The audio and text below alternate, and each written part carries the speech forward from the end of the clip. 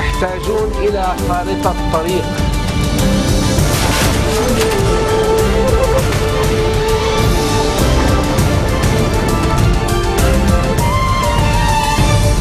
Bonjour à tous et merci de nous rejoindre sur Futur TV pour cette nouvelle édition de la rédaction. Voici les titres de ce journal. Les habitants de Hersal dans l'est du Liban demeurent pris en étau entre les djihadistes et l'armée régulière. Face à la menace islamiste, l'appareil sécuritaire du gouvernement relève son niveau d'alerte. Le gouvernement écarte toute éventualité d'un compromis ou d'une négociation avec les islamistes et rejette l'option d'une solution politique avec les takfiristes. À l'instar du gouvernement Salam, Saad Hariri exprime à son tour son soutien à l'armée libanaise. La troupe et le reste des forces de sécurité sont une ligne rouge selon le chef du courant du futur. Israël annonce une trêve humanitaire de 7 heures sur la majorité du territoire de Gaza alors que l'État hébreu fait de nouveau face à l'indignation internationale après une frappe qui a tué au moins 10 Palestiniens hier dimanche. Les habitants de Hersal, dans l'est du Liban, demeurent pris en étau entre les djihadistes et l'armée régulière. Tôt ce matin, plusieurs centaines d'entre eux ont réussi à quitter la ville frontalière avec la Syrie pour se réfugier dans la plaine de la Bekaa, alors que beaucoup n'arrivent toujours pas à fuir les violences. Les périodes d'accalmie se faisant rares. Selon des témoins, l'armée empêcherait les réfugiés syriens de quitter Hersal dans le but de prévenir la fuite de djihadistes. Entre-temps, nombre d'entre eux se livreraient au pillage des maisons de la ville qui ont fui les affrontements. De leur côté, les islamistes empêcheraient à leur tour les habitants de Hersal de quitter la localité. Selon l'armée, les groupes terroristes liquideraient tous ceux qui refusent d'obtempérer à leurs ordres. Cela dit donc, et pour la troisième journée consécutive, la troupe continue de pilonner Hersal et ses zones reculées où sont retranchés les combattants de l'État islamique. L'armée a réussi à reprendre le contrôle de l'école technique locale, un point stratégique proche de la caserne 83, cible hier dimanche d'une attaque meurtrière des djihadistes. Selon un responsable des services de sécurité cité par l'agence France Presse, les corps de 50 insurgés auraient été découverts. De même source, on apprend que le bilan côté militaire continue de s'alourdir. 16 soldats, dont 2 officiers, ont été tués. Il y a aussi des pertes côté civil, mais les services de sécurité n'ont communiqué aucun chiffre pour l'instant. Face à la gravité de la situation, une réunion extraordinaire du gouvernement s'est tenue ce lundi au Grand Sérail à Beyrouth. Lors d'un point de presse, le Premier ministre Tamam Salam a rendu hommage aux martyrs et aux blessés de l'armée, ainsi qu'aux civils tués lors des combats, assurant que tous ceux qui s'en prennent à la troupe et à l'honneur de la nation seront punis. Le chef du gouvernement a en outre écarté toute éventualité d'un compromis ou d'une négociation avec les islamistes, rejetant au passage l'option d'une solution politique avec les takfiristes. Salam a également redit le soutien indéfectible du gouvernement à l'armée libanaise dans sa lutte contre les islamistes. Il a aussi souligné la détermination de son cabinet à œuvrer afin d'empêcher que le Liban ne devienne le théâtre des guerres régionales. Pour ce faire, Salam a assuré que l'ensemble de l'appareil sécuritaire du gouvernement a relevé son niveau d'alerte face à la menace des djihadistes. Le ministre des Affaires étrangères, Gebran Bassil, qui se trouve à Téhéran, a de son côté appelé à une aide urgente et rapide de l'armée libanaise pour combattre le terrorisme. Une réaction, celle du chef du courant du futur Saad Hariri, qui a exprimé son soutien à l'armée libanaise dans des déclarations au quotidien panarabe El Hayat.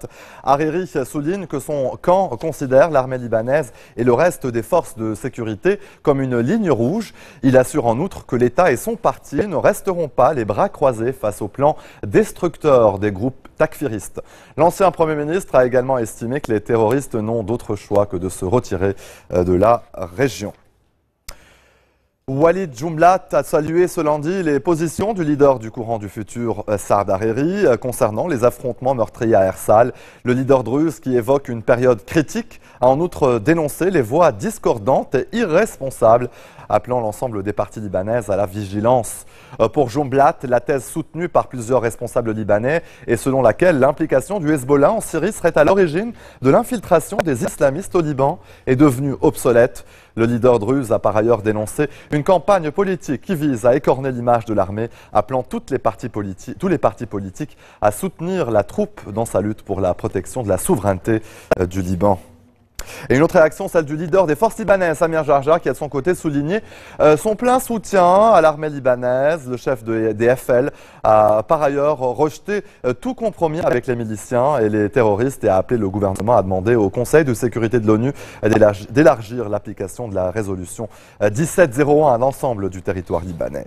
Et pour Nabi Berri, l'avenir du Liban est en danger. Dans des déclarations à la presse, le président du Parlement a appelé à équiper l'armée libanaise pour qu'elle puisse lutter contre les terroristes. Nabi Berri souligne par ailleurs l'importance de soutenir la troupe par tous les moyens et sans hésitation.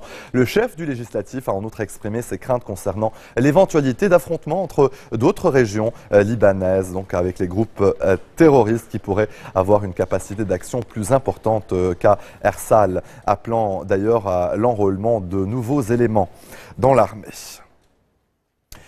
La Syrie voisine a exprimé ce lundi son soutien à l'armée libanaise dans son combat contre les groupes terroristes à Ersal. Selon Damas, les crimes et agressions terroristes menés contre les civils et les positions de l'armée nécessitent de fournir une aide et un soutien à la troupe. Le régime syrien dénonce ainsi des agressions terroristes planifiées visant la sécurité et la stabilité du Liban. Frères, fin de citation. Allez, rester des nôtres au retour de la pause des manœuvres militaires russes en cours près de la frontière avec l'Ukraine.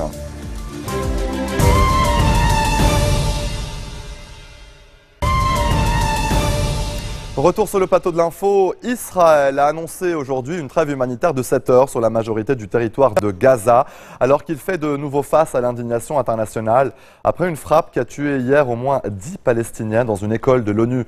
Mais moins de 2 heures après l'entrée en vigueur de cette nouvelle trêve, une Palestinienne de 8 ans a été tuée et 30 personnes ont été blessées. Reportage. La communauté internationale indignée au lendemain de l'attaque d'une nouvelle école des Nations Unies dans la bande de Gaza. Bilan, au moins 10 morts, dont plusieurs enfants. C'est la 3e fois depuis le début de l'offensive israélienne que des civils périssent dans un tel raid. Inacceptable pour le directeur de l'agence onusienne. Il s'agit du 3e incident de ce genre contre une de nos écoles. Depuis le début, nous appelons toutes les parties au conflit à respecter la neutralité et l'inviolabilité de nos installations, d'agir avec précaution et proportionnalité lorsqu'il s'agit de cibles militaires proches d'installations civiles. Comme nous l'avons déjà dit, les emplacements de toutes ces installations ont été transmis plusieurs fois à l'armée israélienne. Elle sait où ces abris se trouvent. Comment cela continue à se produire? J'en ai aucune idée. Je n'ai plus de mots pour décrire cette situation. Je ne comprends pas. L'armée israélienne a décrété ce lundi un nouveau cessez-le-feu de manière unilatérale pour une durée de 7 heures.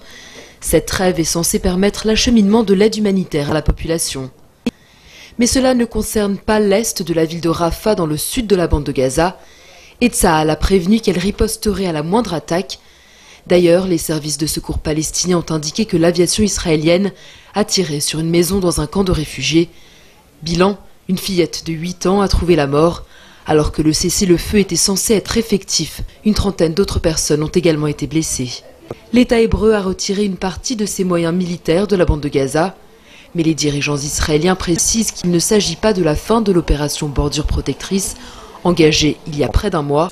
Le bilan de cette guerre s'élève pour le moment à plus de 1800 morts côté palestinien, en majorité des civils, et 67 côté israélien, des soldats pour la plupart. Un sujet signé Nouraël.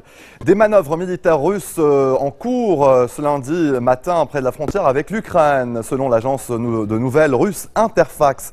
Citant un responsable militaire russe, elle précise que ces opérations ordonnées par le ministère de la Défense et impliquant plus d'une centaine d'avions de chasse et d'hélicoptères doivent durer toute la semaine. Ces exercices militaires qui s'inscriraient dans un programme de renforcement de l'unité des forces aériennes interviennent alors que les combats de l'Est de l'Ukraine se sont encore intensifiés et que les puissances occidentales accusent Moscou de renforcer sa présence militaire à la frontière ukrainienne et d'armer les insurgés pro-russes. Et en bref, dans le reste de l'actualité, un ferry transportant près de 200 passagers a coulé au Bangladesh. Le bateau était surchargé et ne respectait pas les normes de sécurité. Au moins 170 passagers se trouvaient à bord du ferry selon la police. En réalité, peut-être 2 fois plus selon les survivants. Les opérations de sauvetage sont en cours. Une centaine de passagers ont pu être secourus. Il y a 3 mois, un autre ferry avait fait naufrage lors d'une tempête. Plus de 50 personnes s'étaient noyées. Au moins 398 morts, près de 2000 blessés. Le bilan ne cesse de s'alourdir dans le sud-ouest de la Chine, secoué hier par un violent séisme de magnitude 6,1 sur l'échelle ouverte de Richter. La secousse a frappé le Yunnan, une région montagneuse très difficile d'accès et qui avait déjà tremblé il y a 2 ans. Les conditions météo sont très mauvaises, de fortes pluies et des orages sont attendus au moins jusqu'à mercredi, ce qui complique les secours. Coup d'envoi ce lundi 4 août du sommet États-Unis-Afrique à Washington. Jamais dans l'histoire, un président américain n'avait reçu autant de chefs d'État et de gouvernement.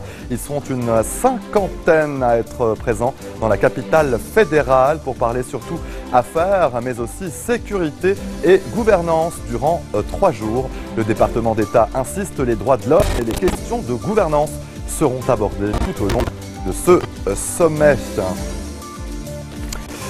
Restons aux États-Unis. Des incendies ravagent actuellement certaines forêts. C'est le cas, par exemple, dans le nord-est de la Californie. Localement, les habitants de certains villages ont dû quitter leur maison face à l'avancée des flammes. Aucune victime n'est à déplorer. Il y a juste des dégâts matériels.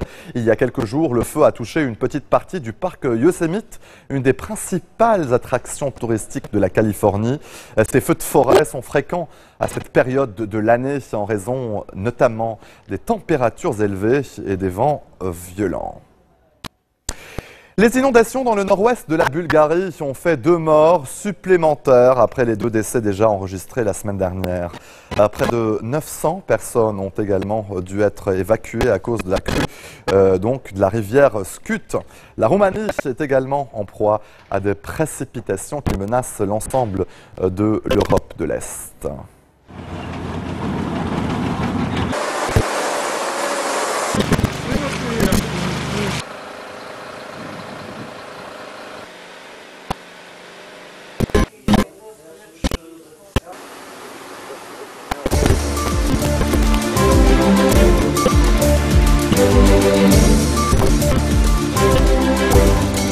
Et voilà, c'est ainsi que se referme cette édition. Tout de suite, le rappel des titres qui ont marqué l'actualité de cette journée. Les habitants de Ersal, dans l'est du Liban, demeurent pris en étau entre les djihadistes et l'armée régulière. Face à la menace islamiste, l'appareil sécuritaire du gouvernement relève son niveau d'alerte.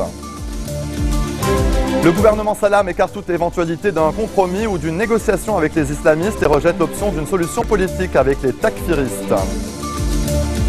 Et Saad Hariri exprime son soutien à l'armée libanaise. La troupe et le reste des forces de sécurité sont une ligne rouge selon le chef du courant du futur.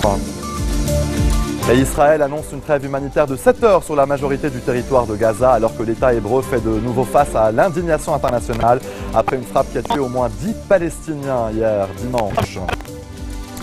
Merci de votre attention. Retrouvez-nous tous les jours à 16h40 heure de Beyrouth. Vous pouvez également nous suivre en ligne sur notre site web ou en téléchargeant notre application mobile. Excellente soirée à toutes et à tous et vous retrouverez Nour Rahel à la barre du prochain JT.